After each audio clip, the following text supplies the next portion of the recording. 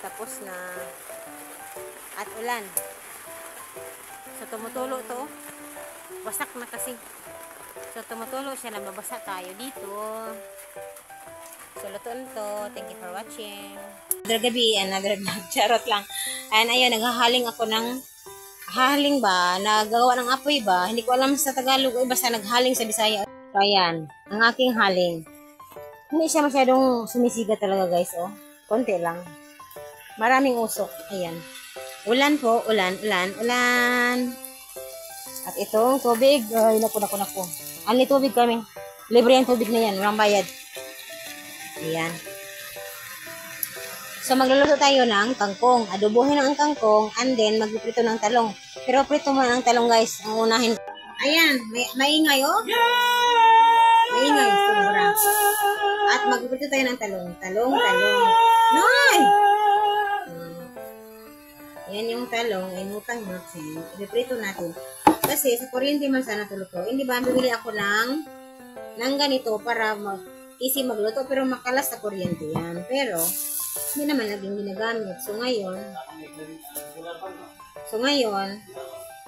mabuti na lang may mga solar kami.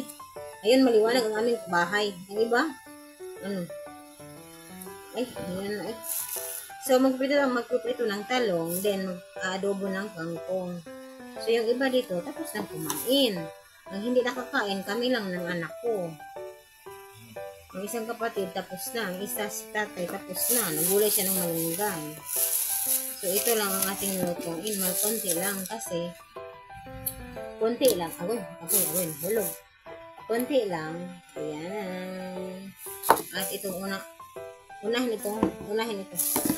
Kasi, konti lang dahil tapos na silang kumain. Okay, mamaya. So, dito tayo magluto. Ayan. Naman.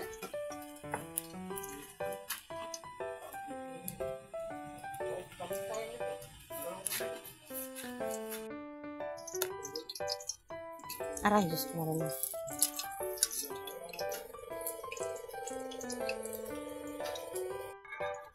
Ayan, ulan na guys. Malakas na yung ulan.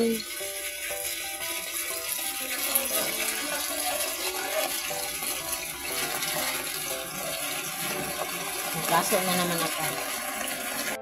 So, nababasa ako ng ulan. May kidlat.